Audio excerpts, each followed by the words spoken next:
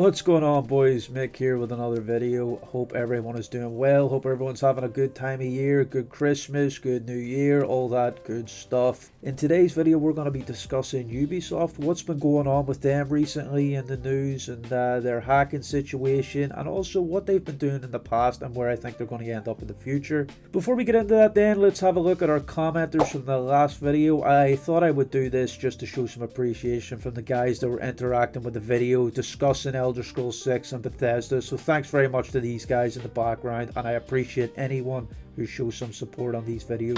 Thank you! Just to give everybody the rundown on this video, I will be including timestamps so you can skip the different parts if there's certain areas you are interested in compared to others. It's no secret that some of these AAA companies, or most of these AAA companies, are going downhill at the moment. There are issues involving some of these high-level developers. You know, we can look at some of fan favourites like Activision or Ubisoft or Bethesda, and there's just some things that have been going wrong now in modern times that just weren't happening back in the day. Ubisoft is a fantastic one to talk about because if we look at AAA companies that aren't doing as well as they used to, Ubisoft is a prime example of that. Y'all are trash. Ubisoft used to make absolute bangers back in the day, and that's not saying they don't make good titles, but I'm talking about the original Far Cry series, Assassin's Creed, Splinter Cell. I mean, some absolute bangers that really did, you know, cultivate the gaming market as it is today. I think if you just take any gamer, you know, that you meet and talk to them, they will talk about how good Splinter Cell was, or how good Assassin's Creed was, or even Far Cry. The amount of time I played Far Cry as a kid, just with the map maker and the storylines, I still remember the intro sequence to Far Cry 2 and how realistic it looked at the time. It may not look like that now, but back then I was blown away by the seats and the vegetation. And I remember the fire back then, the fire physics were just like groundbreaking for the time it came out, so I love Far Cry 2. I played it to death. It's really hard to find a gamer that hasn't played and enjoyed at least one of those Ubisoft titles, and this is why this is a great company to talk about, because Ubisoft nowadays have been in high water. Listen, if we take ourselves through the journey of the modern gaming era as it is today, Ubisoft aren't shy to controversies over time, and we will discuss some of them later on in the video. So where did Ubisoft come from then? So Ubisoft was founded by 5 brothers in 1986. The first ever title they released was a game called Zombie. Now this was a very pixelated, old school kind of game. Not many people will recognize this type of game, including myself. It was a long time ago, but that's where they got their origins. It was just 5 brothers started a company and then started developing games. Ubisoft would then continue on to grow throughout the years and become an absolute titan in the industry. As Ubisoft continued to grow into the golden era, we've seen some absolutely amazing titles from Ubisoft, and they were all well developed in good timely order,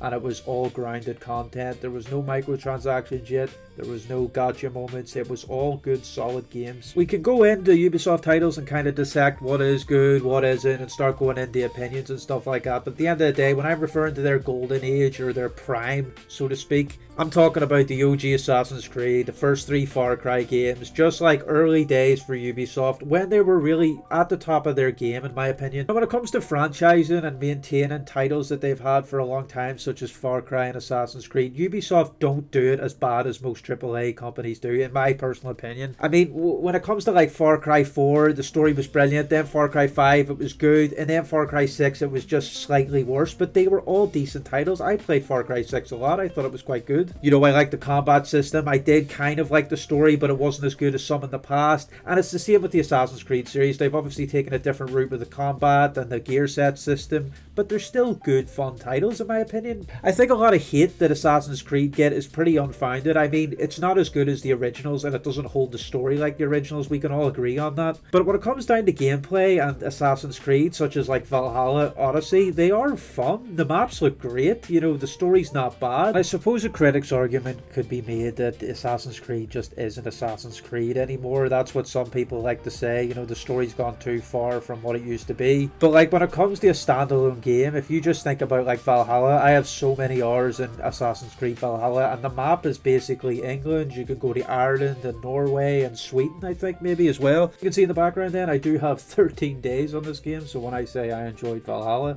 I really did enjoy it. Now, part of this might be just the Viking history and that whole kind of like aesthetic, but Assassin's Creed Valhalla was a fun game in my opinion, so I'm not lying when I say that. But all in all, if you look at Assassin's Creed Valhalla as a standalone Viking game, it's absolutely amazing. Like, I have no issues dying on that hill whatsoever. It's a fantastic Viking game.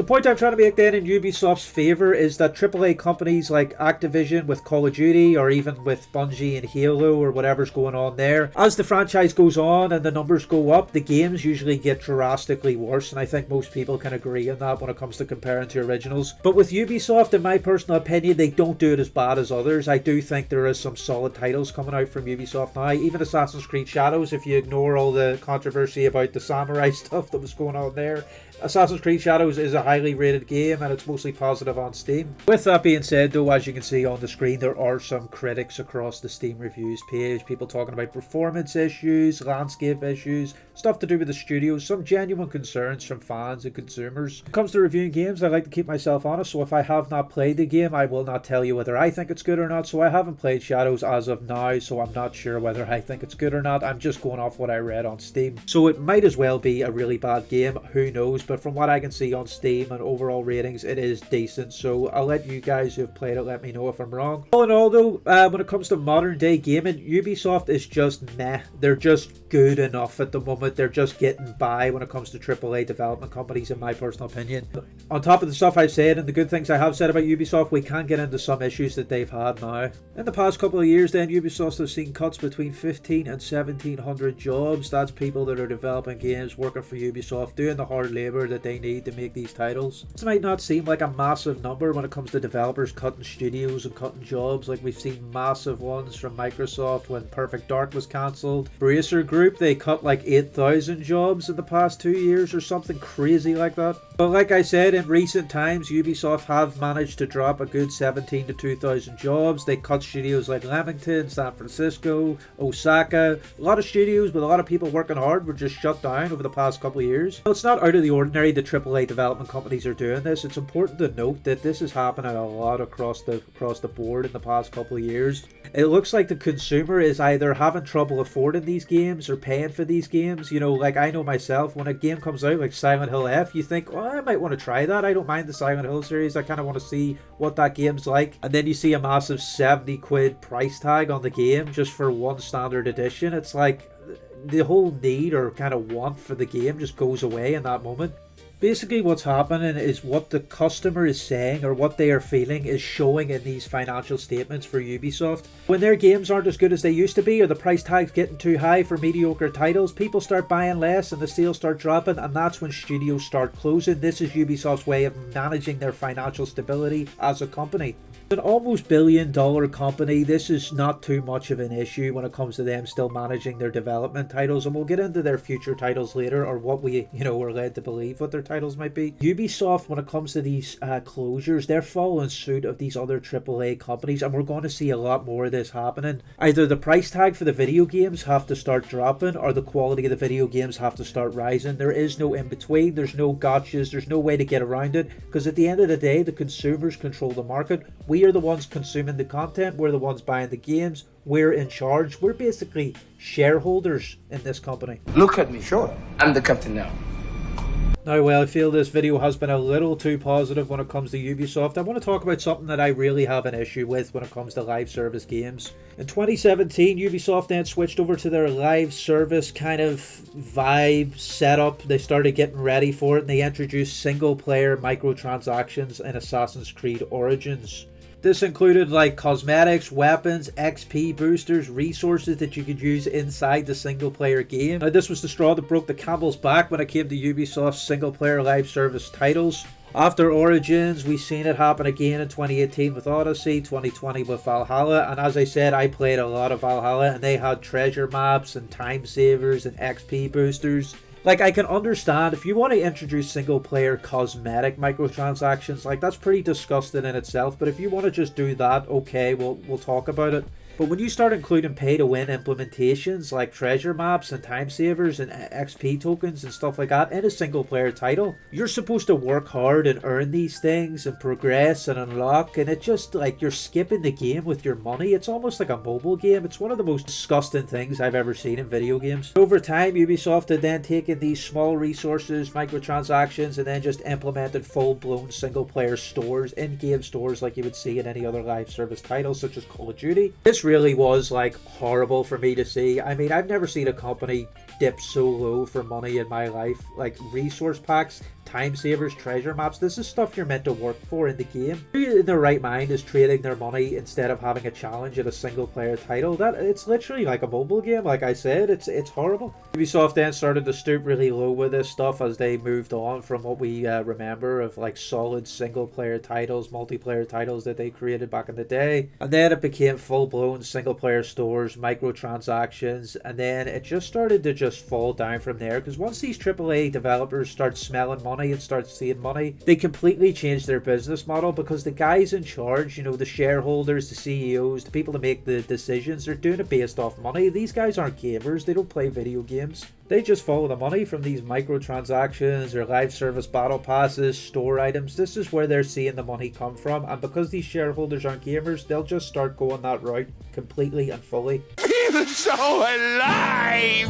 Cha-ching, cha-ching, cha-ching! That happens to a big AAA company such as Activision or Ubisoft or whoever does it. Everybody has to follow suit because it costs them market share. If a AAA company like Activision is making millions a month on microtransactions and store items, everybody has to follow suit, or Activision's going to take the market share when it comes to consumers' money. And while I do realize that Ubisoft wasn't the first, or maybe not the only people to do these time saver, resource pack, microtransactions, I know Borderlands had some sort of key system, and I think there was like a Lord of the Rings title that did it or something like that, but I'm not too sure. But I know Ubisoft was like the grandfather of this stuff. They really went full hard with this microtransaction single player stuff. Back to Ubisoft then. On top of the things we've discussed in the past, as modern times went on, as time went on, Ubisoft started to get a little worse. Not too bad, but they got a little worse. They then tried to counter Call of Duty by releasing the first person shooter XDefiant that I played quite a bit of on release. It was fun, it was simple, but it wasn't too well done out. You know, it seemed kind of base layer to me after a while, that game being out, and just before, I think maybe just after they implemented a ranked mode and they started going to the live service aspects of the game, they ended up sunsetting the title itself. XDefiant would have cost them a lot of money and a lot of time, and they ended up having to shut it down because it just wasn't getting the player count that it was looking for. On top of that though, I will say that XDefiant did have a good blueprint for a first person shooter. It had that Ubisoft vibe to it. It was fun. It kind of reminded me of like an older Call of Duty in a sense. You know, it was fun, simple, you know, the movement was good, I guess, and the weapons were good to use. It had a really good blueprint. Now I do understand why they sunsetted it. It just didn't have the player count. You know, if you're going to counter a first person shooter like Call of Duty, you have to come in big and you have to come in with a banger of a title. I feel like they probably should have worked on XDefiant a little more, maybe put some more effort into it, but again, it comes down to money with Ubisoft. They're very good at fiscal discipline, so if something doesn't look right, they're going to end it on spot. Okay, getting on to the big news with Ubisoft then. We're going to tie everything that we've been talking about in the video together, that kind of slow downhill momentum that they've got going. This all kind of culminates into a lot of stress that Ubisoft have had over time and a lot of lost customers and that studio closing that we mentioned, and now Rainbow Six was hacked, and I mean it was hacked. So what actually happened then? December 27th, these guys got back-end access to Rainbow Six, so what they were able to do was grant players 2 billion R6 credits each. These R6 credits were valued at about $13.3 million each, but with the rollback of the servers, that's not going to cost anybody that much money, but it is important to note how much credits these guys were getting. This allowed players to unlock cosmetics, skins. There was mass bannings happening as well. People were getting unbanned, people were getting banned. There was a lot of stuff that they were able to do with this back-end access, and now it all comes down to who did this, and apparently 5 people or 5 groups have claimed responsibility. But if you look at it and what happened and kind of what was going on with the credits and the banning situation, it looks like it was just like a mass troll hack. It was for attention, it was for trolling purposes. People that got these credits and skins then, because of the servers being rolled back, they didn't have any of it. Nobody was banned for spending these credits that they received, of course. And also the hackers that gained back-end access, or the people that claimed responsibility for it, also posted leaks or said they had leaks for future titles that Ubisoft was working on. We'll take a look at these leaks then as well, but I do think they're not true. I do think they're false just because of what happened and the trolling aspect of the hack. I think this is probably bullshit, but we'll have a look and see. It's interesting to see though, with the pressure that Ubisoft have been getting with their kind of low quality titles compared to what they had in the past. Some of the recent kickback they had with Assassin's Creed Shadows, the microtransaction situation, the studios closing, and now they've been hacked. All this combined, this is a lot of pressure for Ubisoft. This is a lot of eyes on them when it comes to, you know, the consumers' opinions on them. Stuff like this, when they do get hacked, is always going to affect share prices. It's going to affect sales. People are going to not trust trust Ubisoft as much, because a game like R6, a live service title, this is what they specialize in, this is what they prefer because of the money. If something like this can get hacked, something on this scale, who's to trust them on other live service titles? Switching over then to Twitter or X. I hope my mic quality is good on this. I'm using OBS at the moment for this screen record. As we're looking here, his tweet is referring to the hack that happened. It reads, "This refers to the major breach on December 27th to 28th, 2025. Tied to the Rainbow Six Siege outage. Hackers, likely multiple unrelated groups, exploited a MongoDB vulnerability known as MongoBleed to access Ubisoft's internal Git repositories. They exfiltrated, stole terabytes of data, including source code for nearly all games, tools, SDKs, which stands for software development kits, and services from the 1990s to current projects." We're going to read a second tweet that kind of corroborates that initial one as well when it comes to the hackers and their ransom and so forth. But I think it's, it is important to look at this, from the public's eye. This is extremely embarrassing for Ubisoft. I mean, a live service title as big as R6. I mean, Rainbow Six is one of the biggest live service titles there is. And for them to get back-end access like that, I mean, Ubisoft look like complete amateurs here, and it's going to be hard to recover from this. Another tweet here says the same thing. These guys are all kind of corroborating this initial story. I don't know the source. I know that last one came from the CyberSec Guru. But like I said, with Twitter and rumors and stuff like that, people throwing stuff together and corroborating each other's stories, you never know what's true. Now, that being said, I'm not a Ubisoft shill and I'm defending them here. These may be true. Who knows? Like, I mean, if they got back-end access and they're banning people and getting credits and, have control of this live service game, basically, who's to say that they didn't get other informations with that back-end access? So we're just going to read this tweet as well.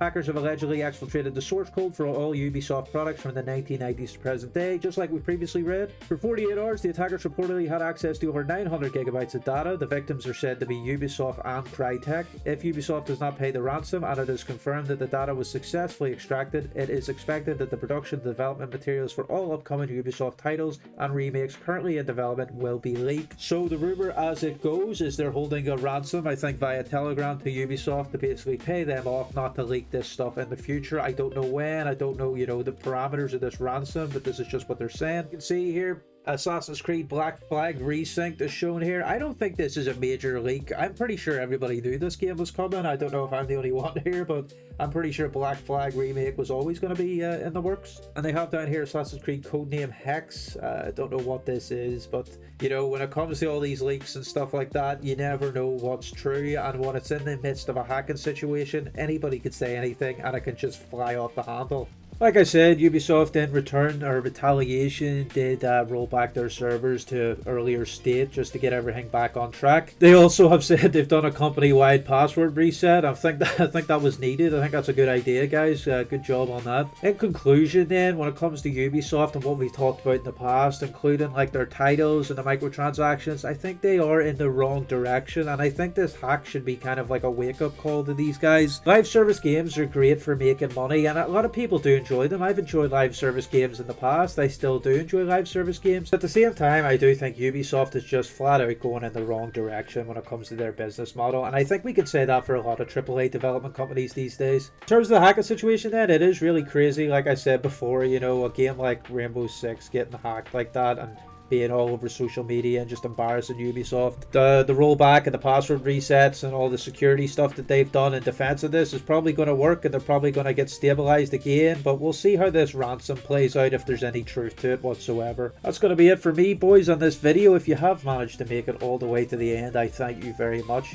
People interacting and commenting and watching my content, it is an amazing feeling. If you have any comments or queries about Ubisoft, do you want to let me know about Assassin's Creed Shadows or any other titles that you enjoyed? For me personally, Far Cry 3 and Far Cry 2 are personal favourites of mine, but let me know any thoughts you have down in the comments. Again, I want to thank you very much, and I'll see you in the next one.